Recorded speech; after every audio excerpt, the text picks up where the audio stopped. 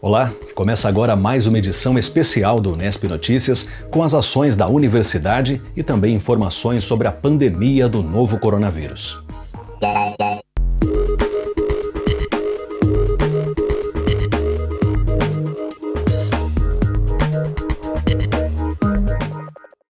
Respeitando as orientações de distanciamento social estabelecidas pela OMS, a Organização Mundial da Saúde, e seguidas por toda a universidade, a equipe da TV Unesp está trabalhando de forma remota para trazer a você análises sobre o cenário de propagação do novo coronavírus em todo o Brasil.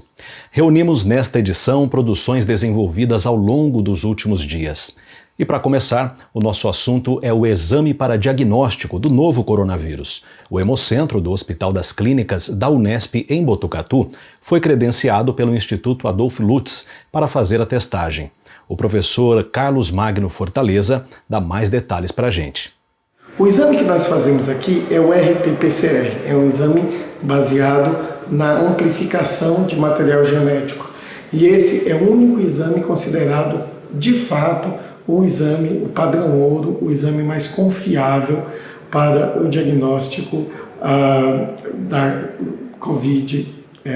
E, embora haja alguns outros testes, esses outros testes têm revelado um poder de sensibilidade baixo e não tem sido até o momento recomendado. Então, esse esforço de Botucatu se insere num esforço maior de descentralizar o diagnóstico e ampliar o acesso ao diagnóstico.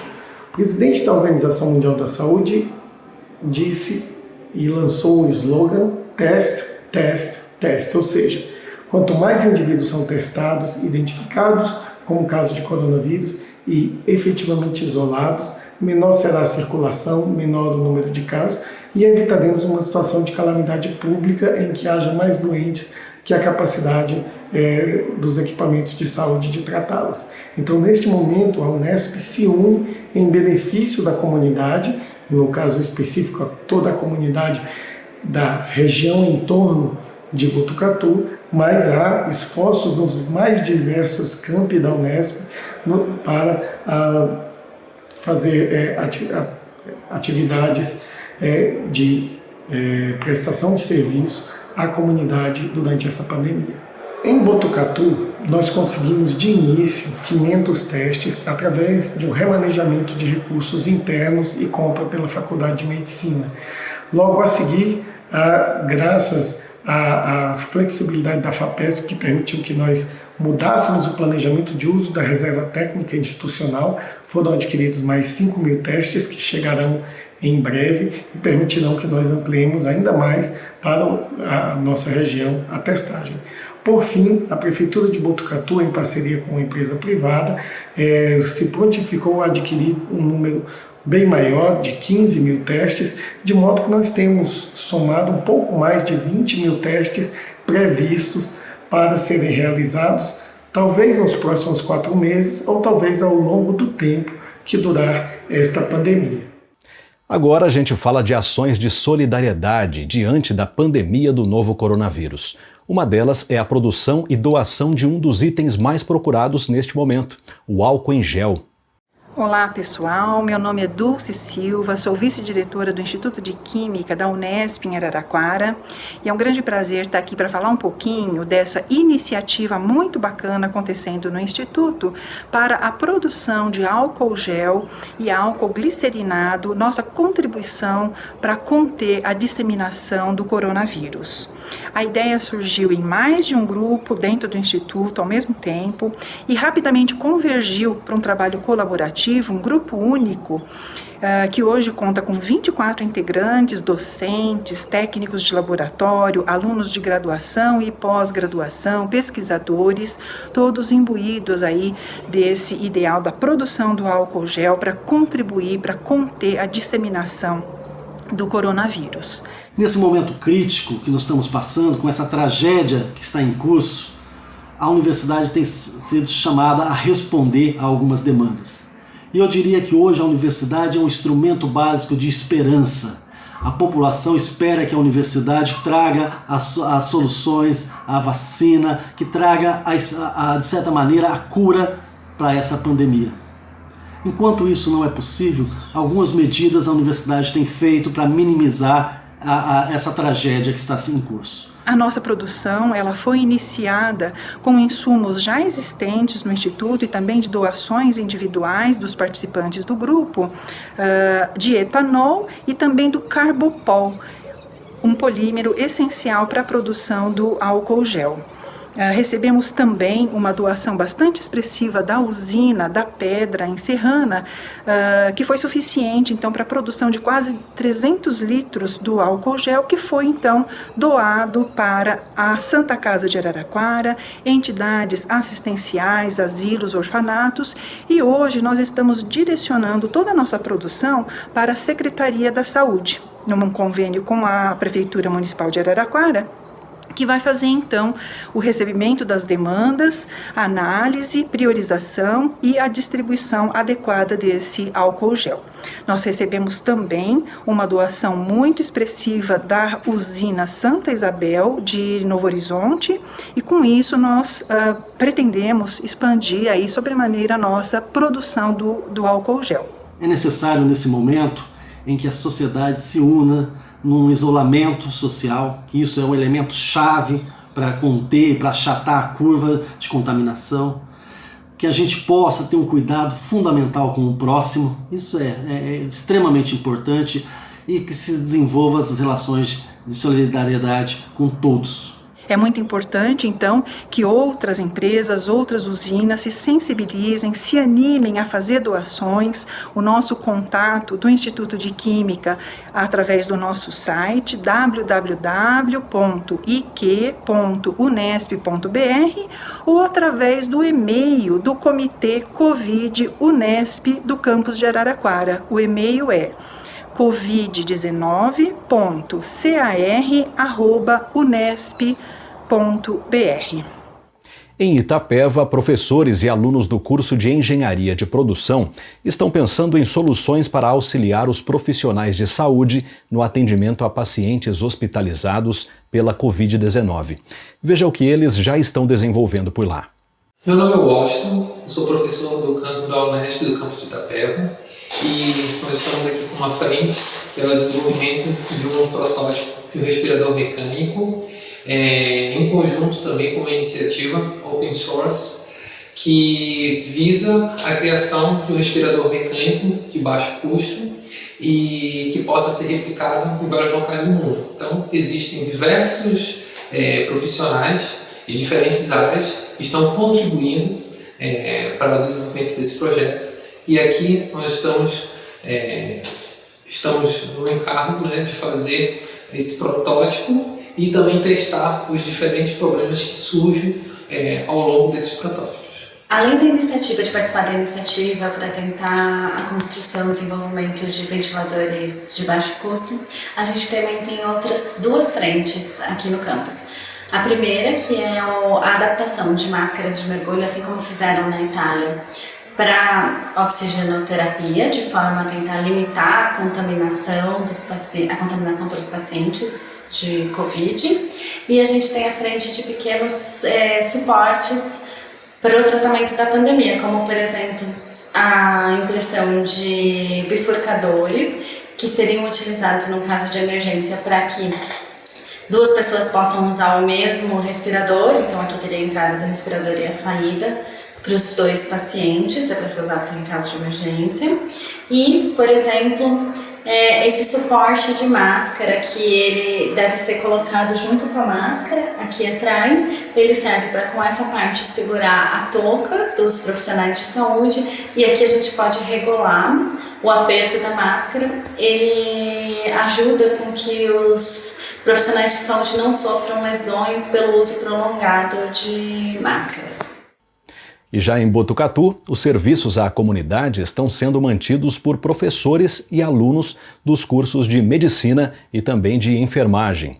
Eles se uniram em ações de extensão para ajudar na prevenção da Covid-19 e também fortalecer o SUS, o Sistema Único de Saúde. São 3 frentes de atuação. Confira.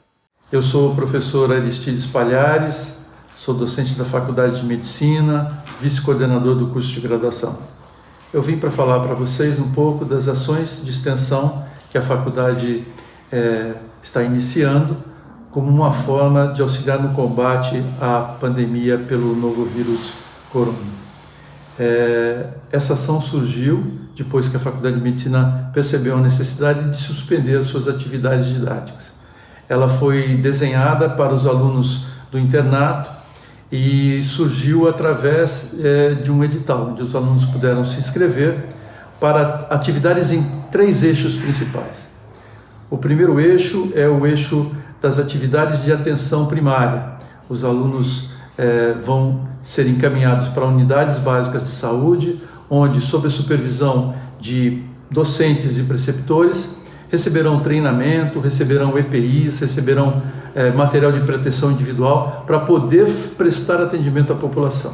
Nessa atividade, eles terão a oportunidade de desenvolver habilidades de comunicação e de assistência a pacientes nas unidades básicas de saúde. O segundo eixo das atividades de extensão é o eixo da comunicação. Nesse eixo, os alunos serão treinados para poder levar boa comunicação de qualidade para a população. Essa ação se dará principalmente através das rádios do município, que veicularão pequenos áudios com instruções e respostas de questões, mas também através de redes sociais, um trabalho desenvolvido pelos próprios alunos, que através de pequenos vídeos informarão temas e assuntos importantes para a população nesse momento. E o terceiro eixo dessas atividades de extensão será o eixo das atividades vacinais, que ocorrerão em conjunto com o CRI, uma unidade do Hospital das Clínicas, que se encarregará da realização de vacinação para profissionais de saúde de uma forma geral, dentro do hospital e em outros cenários.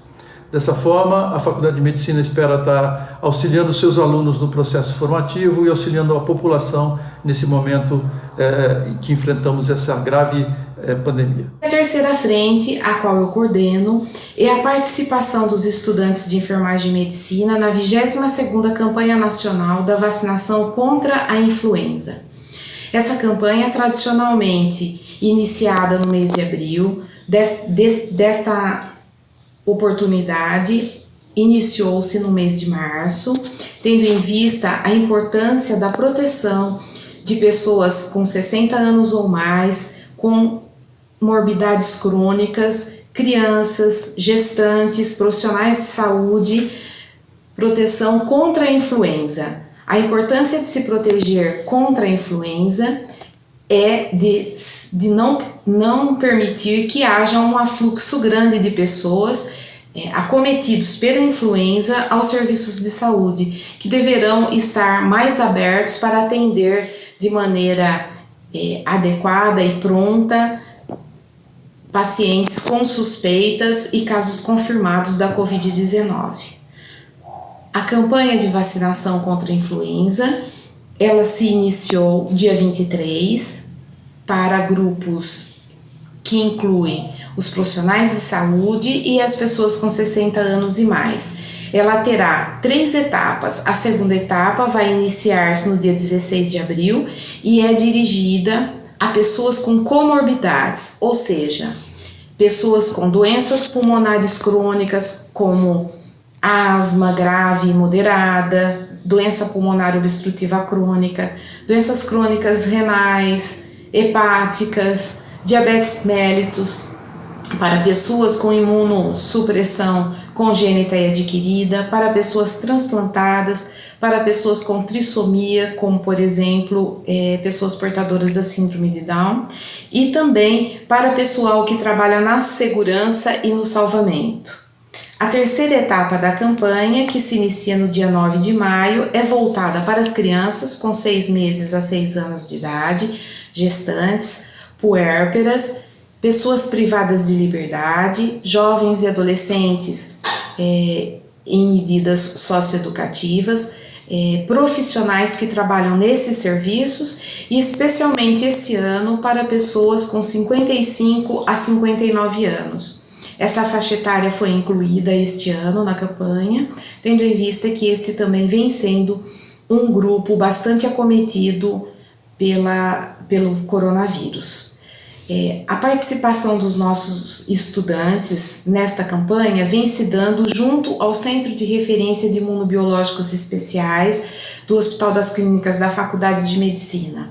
Os alunos têm, juntamente com a coordenadora técnica deste serviço, enfermeira Ivana Regina Gonçalves, vacinado pessoas idosas que estão hospitalizadas ou que estão sendo atendidas no Hospital das Clínicas e todos os profissionais desse serviço.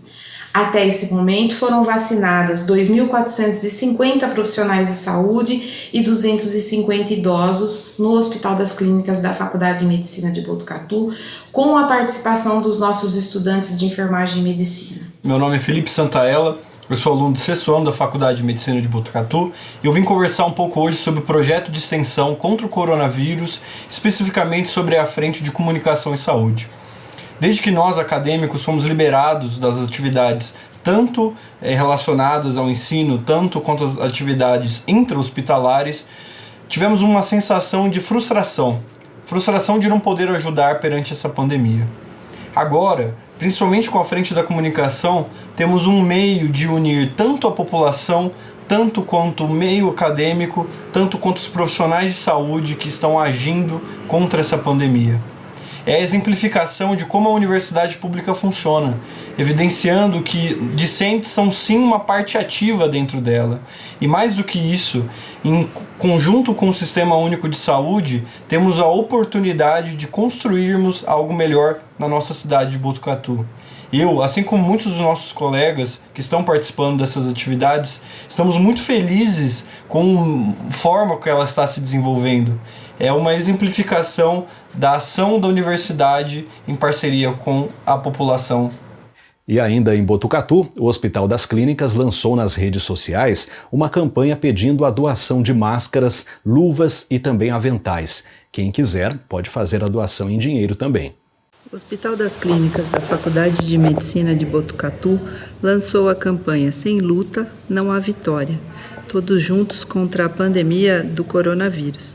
Essa campanha tem como objetivo arrecadar tanto materiais de proteção individual, que são máscaras, luvas, aventais de gramatura mínima 30 ou até mesmo os próprios rolos de TNT com gramatura mínima 30, porque nós estamos confeccionando nossos próprios aventais. Ou, se o doador, o colaborador preferir, pode doar também valores em dinheiro através do depósito em conta. Essa parceria com os nossos doadores é muito importante nesse momento, porque com o aumento do número de atendimentos por causa do corona, os nossos materiais de proteção individual estão tendo um consumo muito além do que era esperado, do que normalmente nós costumamos usar, e a velocidade de reposição precisa ser muito alta. Por isso, nós contamos com a ajuda de todos para que juntos o Hospital das Clínicas de Botucatu possa colaborar para vencer essa pandemia do coronavírus. E quem quiser mais informações sobre como fazer essas doações, é só acessar a página do Hospital das Clínicas no Facebook. A gente faz agora uma rápida pausa, mas não saia daí. Nós voltamos já já.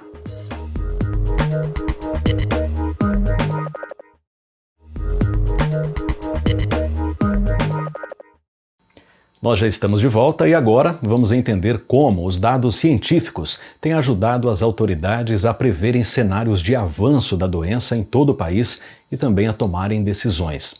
Quem traz essas informações para a gente é o professor Roberto Krengel, do Instituto de Física Teórica da Unesp.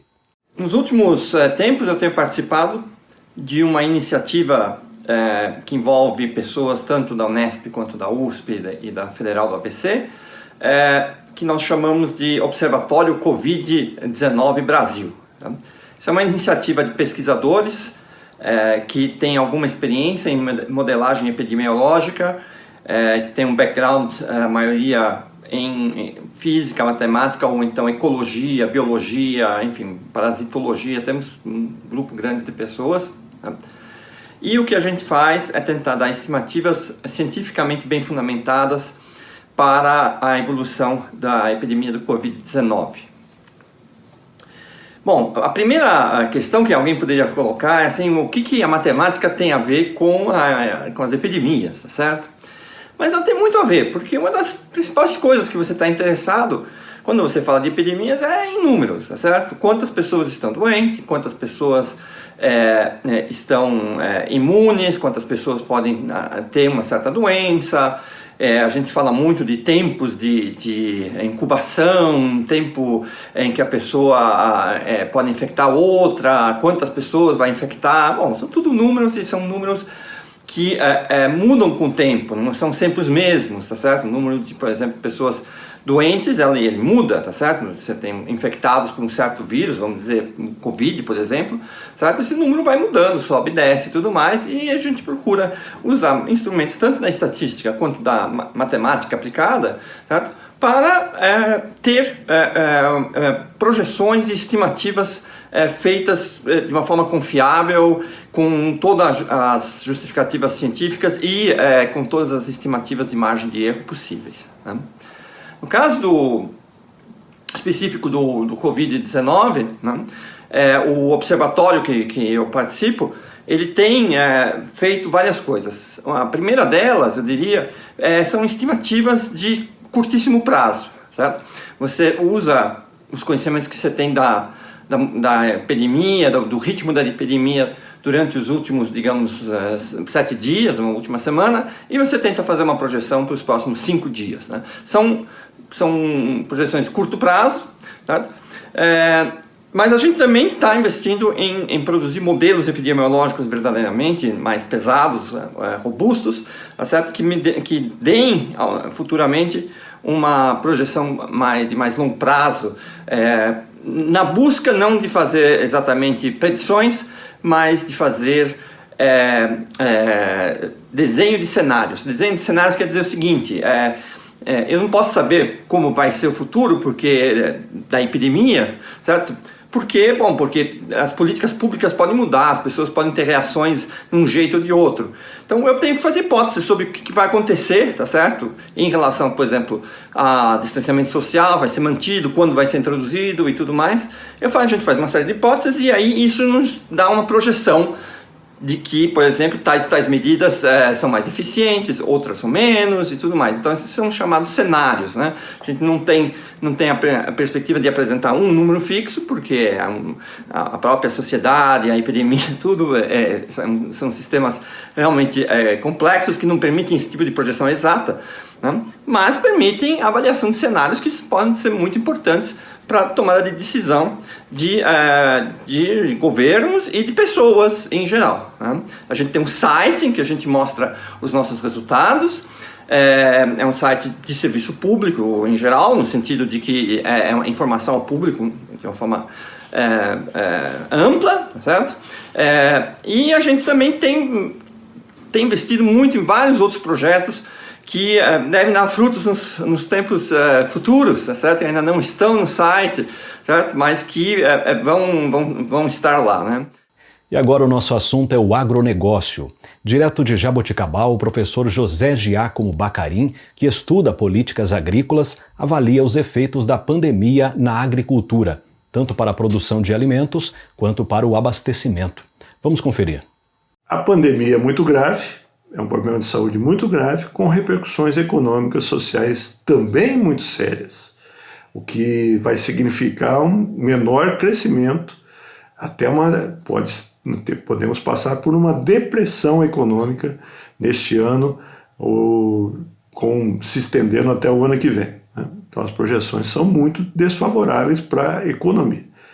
Em termos do mercado interno, do abastecimento do mercado interno, do consumo, o que a gente está observando? Alguns produtos, o etanol especialmente, que é um derivado da agricultura, derivado da cana-de-açúcar, caiu de preço, né? Nós encontramos hoje nos postos de combustível um etanol bem mais barato do que há 2 semanas atrás. Explicação óbvia, né? Ninguém está circulando, as pessoas estão paradas em suas casas.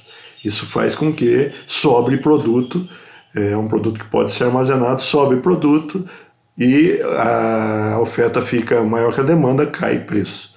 mas podemos também ter um efeito de elevação de preços, especialmente de hortigranjeiros, que são produtos perecíveis, que precisam praticamente todo dia serem deslocados do local de produção para o local de consumo. Né? Vamos imaginar aí a grande São Paulo, abastecida por uma imensa região de agricultores, até o sul de Minas, né? Muitos agricultores levam ou encaminham seus produtos para a grande São Paulo. Este abastecimento pode ser comprometido. Então podemos ter aumento aí no preço da batata, do tomate, da cebola, de verduras, produtos mais perecíveis que precisam todo dia estar lá nas centrais de abastecimento, e estamos tendo problemas de deslocamento no país. Então podemos conviver aí com aumento de alguns preços no país. A safra brasileira de grãos praticamente toda já se fez, né? Safra 2019-2020. Então o comprometimento da safra de grãos não acontecerá, porque ela já se deu. Mas nós temos produtos agora sendo plantados. O milho, que a gente hoje planta milho mais na chamada safrinha, agora, março, abril, é maior do que a safra tradicional de milho, que é a safra de verão. Podemos ter problema nessa safra, porque os insumos, por exemplo, fertilizantes, não chegam nos locais de consumo. Feijão de inverno, podemos ter problema. Não é? Trigo é uma cultura de inverno, plantada especialmente no Paraná, podemos ter problema também. Então, o abastecimento pode ter comprometimentos e que vai significar menor oferta e possíveis aumentos de preços aos consumidores. Agora, por outro lado, como nós temos uma agricultura muito internacionalizada, hoje nós exportamos cerca de 20% do que nós produzimos no país, a expectativa é que os preços internacionais caiam, não é? Porque os grandes compradores, quem compra produtos brasileiros hoje? São duas regiões as mais importantes. A China, que compra muita soja do Brasil, né? Todo o aumento da exportação brasileira de soja no presente século veio da China praticamente, e a Europa. A Europa compra carnes, compra... Nós já estamos de volta e para te dar algumas dicas de como otimizar a sua rede de internet. Com esse distanciamento social e muita gente trabalhando de casa, as redes domésticas acabaram apresentando sobrecarga. Nós então conversamos com o coordenador de tecnologia da informação da Unesp, o professor Ney Lenk. É importante, quando a gente vai discutir por que um sistema está lento, ou por que o acesso ao sistema está lento, que isso pode acontecer por vários fatores. Aí eu vou proceder de uma forma que leve em conta o caminho que a informação faz, né? Desde a requisição que alguém faça até o retorno dessa requisição. Então, inicialmente, o primeiro passo é o computador de vocês. Então, o computador onde está rodando a aplicação, ele pode induzir uma certa lerdez. Então, se ele tiver um número muito grande de aplicativos rodando, se ele estiver acessando a vários conteúdos simultaneamente, se ele estiver executando ou baixando alguma coisa, realizando uma atualização, todos esses fatores podem induzir um atraso ou uma lerdez no desempenho do sistema como um todo. Então, uma medida que pode ser feita, se vocês notarem uma lerdez por um tempo longo o suficiente, é desligar o computador e ligar ele de novo. Tá? Isso pode fazer com que alguns processos que estejam atrapalhando, tornando o computador mais lento, parem de rodar e o computador volte a ficar mais efetivo. Tá? Isso é comum, principalmente em computadores da Apple, mas também acontece com computadores que rodam Windows. O próximo motivo que pode levar um computador a um acesso ser lento é o acesso do computador até o modem da operadora de vocês. Isso pode ser feito de duas formas, ou através de cabo, ou através de uma rede Wi-Fi. Raramente o problema de lerdez pode estar associado a um acesso via cabo, mas ele pode ocorrer também devido ao acesso de rede sem fio. Isso é mais comum. Então, o que atrapalha o acesso à rede sem fio? A distância do computador ao modem. a existência de obstáculos entre o computador e o modem. Então, se vocês estiverem sentindo um acesso mais lento, uma boa medida é se aproximarem do modem da companhia de vocês. Isso já pode representar um aumento significativo. Uma vez que vocês tenham sanado esse problema, um outro motivo é o seguinte: vocês vão acessar o que vocês querem acessar, o YouTube, o Banco do Brasil ou qualquer outro sistema bancário. Um outro problema que pode estar acontecendo é o sistema do outro lado estar com problema. Tá? Então, o que acontece? O Banco do Brasil está recebendo muitas ligações, por isso ele está se tornando mais lento. Está ocorrendo alguma atualização no Banco do Brasil, eles estão envolvidos com uma espécie de pane, isso pode acontecer. Então, como tem muita demanda hoje em dia por acesso à distância, essa pode ser uma outra razão. Outra razão que é comum acontecer é existir algum problema entre a operadora de vocês e o modem. Tá? Isso pode acontecer também. Pode acontecer uma superlotação na rede, não local, não necessariamente na casa de vocês, mas da rede regional, digamos assim, ou seja, entre o provedor de vocês e o modem. Isso também pode ocasionar uma certa lerdez. Né? Depois disso tudo, ainda tem uma outra causa. Por exemplo, se vocês estiverem acessando um site no exterior, a gente pode ter um problema de lerdez internacional, por exemplo. A gente pode estar com uma super demanda e isso pode estar causando congestionamento nas ligações internacionais, ou a gente pode estar com algum problema localizado no nosso acesso. Então, eventualmente, acontece um problema maior na infraestrutura de rede do Brasil e uma carga maior de dados é encaminhada de forma concentrada em algum dos nossos caminhos até a rede internacional. Isso também pode acontecer lerdez, pode ocasionar lerdez também. Então, assim, são várias causas possíveis, tá? Que podem estar relacionadas com o acesso excessivo. Raramente nós temos observado que isso realmente é um problema da internet em si, ou seja, raramente isso ocorre entre a ligação do provedor de vocês com a rede internacional. Isso não tem, a rede está aguentando suficientemente bem. Agora tem todos esses outros fatores que têm que ser considerados. Tá? Então, isso também pode também estar ocorrendo, em alguns casos pode estar ocorrendo devido ao excesso de uso de vocês. Em alguns casos, os provedores têm políticas específicas, então eles podem reduzir a velocidade de conexão de vocês dependendo da quantidade de dados que vocês trafegaram. Então, assim, em alguns casos é conveniente que vocês acessem o provedor de vocês e busquem mais informações. Uma medida que pode ser feita, que é interessante, é usar um programa que meça a velocidade da rede. Tá? Isso pode ser feito, esses programas estão disponíveis na internet, basta procurar por eles. Vocês, em geral, é um site, vocês vão lá e fazem uma consulta, ele vai dar uma estimativa para vocês de qual é o tempo de upload e download. Tá? Então ele vai poder dizer se vocês estão com problema ou não na ligação de vocês. Tá? Se a ligação estiver muito baixa, a velocidade estiver muito baixa, eu sugiro que vocês consultem o provedor de acesso de vocês e vejam se não há algum problema de falha estrutural no sistema como um todo. Tá? Agora, muitas vezes, o que vai acabar acontecendo é que a velocidade vai estar normal, mas o acesso em si vai estar lento devido à sobrecarga em quem está fornecendo o serviço que vocês estão buscando. Tá? Isso também pode acontecer.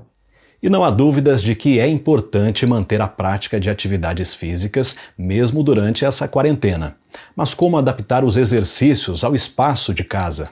E qual a intensidade e a frequência ideais? Nós reunimos um time de especialistas para trazer essas respostas.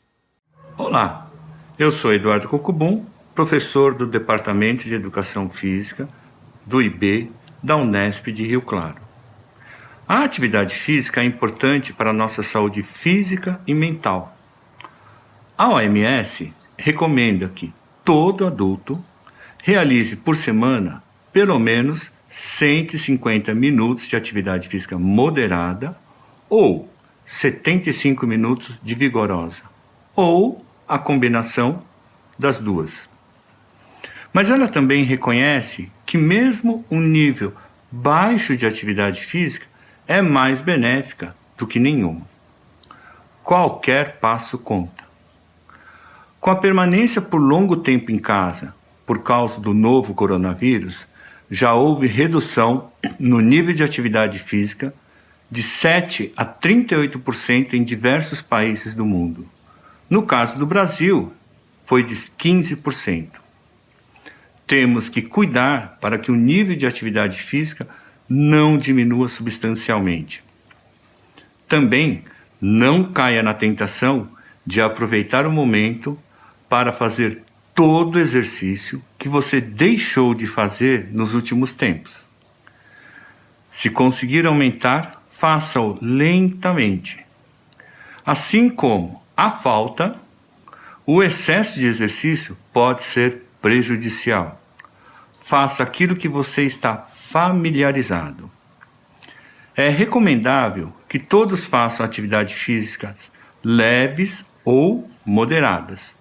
Alongamentos, caminhadas, exercícios respiratórios, tarefas domésticas. Caminhe dentro de casa, pelos cômodos, corredor, suba e desça escadas. Caminhe no lugar, levantando levemente os joelhos.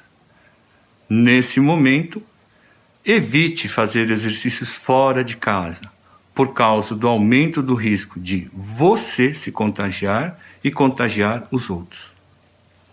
Não fique sentado ou deitado por muito tempo.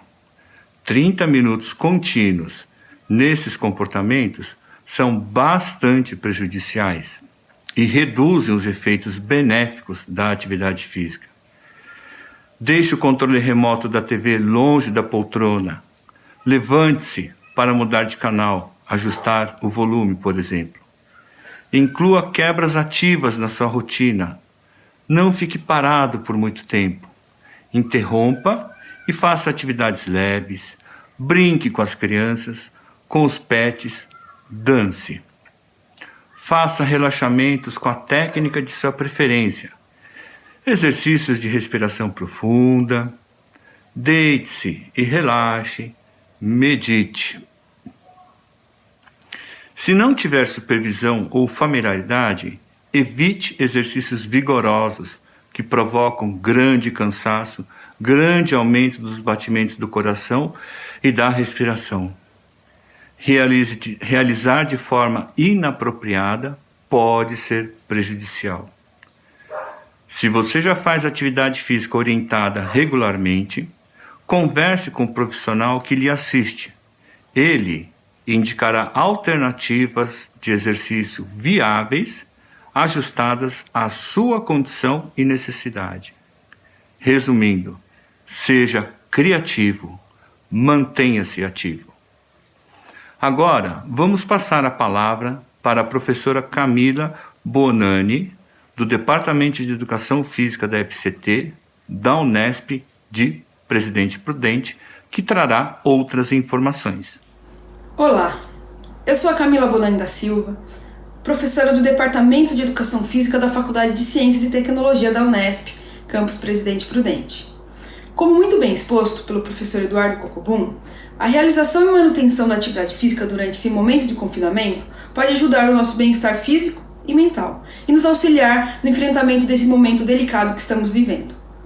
Na última semana, eu notei um importante aumento do número de vídeos nas redes sociais, com pessoas realizando treinamento físico, seja para compartilhar as atividades realizadas no seu dia a dia, seja para prescrição de treinamento para aqueles que visualizam esses vídeos. Não podemos deixar de se movimentar nesse período, que precisamos ficar tanto tempo em casa, mas não podemos nos esquecer de que nem sempre o que está sendo disponibilizado nas redes sociais é bom para todos. Nesse sentido, respeite seu nível de condicionamento físico. Busque ajustar sua casa de forma segura e, sempre que possível, busque a orientação de um profissional de educação física. Com o intuito de mostrar a importância do profissional de educação física na orientação e prescrição de exercícios físicos, chamarei a Luísa Bertelli Simões, que é bacharel em Educação Física, formada pela Unesp de Rio Claro e que tem se especializado em treinamento físico e atuado com treinamento personalizado. E aí, Luísa, como você tem atuado com seus alunos nesse momento de confinamento? Olá, pessoal. Bom, Camila, eu acho que a situação é realmente complicada, vocês já falaram bem da importância do exercício físico e eu e os meus alunos não paramos, nós nos adaptamos com os recursos que temos em mãos. Eu continuo passando os treinos personalizados a cada perfil, a cada nível de atividade física do aluno, desde o nível mais básico até o nível mais avançado. Temos que identificar o perfil da pessoa. E também não só o perfil, como os materiais disponíveis e o espaço que a pessoa tem em sua casa. Nem todos têm um grande espaço para deslocamento, nem todos têm um material para fazer um exercício complexo, então tudo isso deve ser levado em conta. Eu passava esses treinos para os meus alunos em academia, então fizemos as devidas adaptações para que sejam feitos em casa. Isso é importante de ressaltar, porque muitas pessoas procuram treinos online e começam a fazer sem instrução, não sabem se o movimento está sendo feito da maneira correta, porque nem sempre quando você olha o movimento, assiste um vídeo, você o executa da forma correta, né? A percepção que você tem não é a mesma do treinador que está vendo de fora e com o olhar clínico. Então, acho que esses cuidados básicos têm que ser tomados.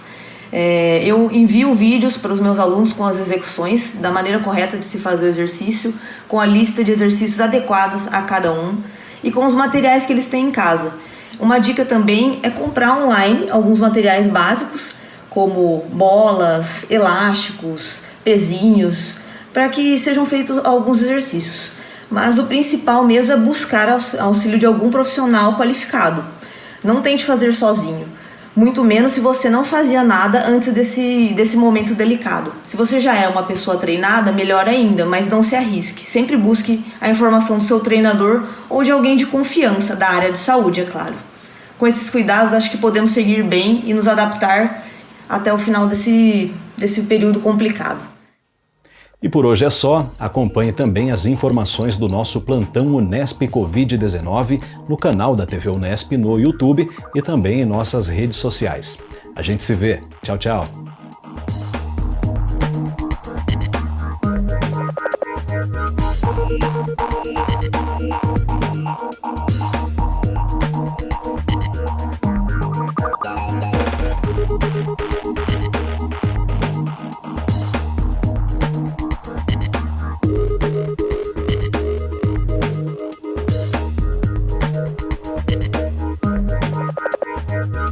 We'll be right back.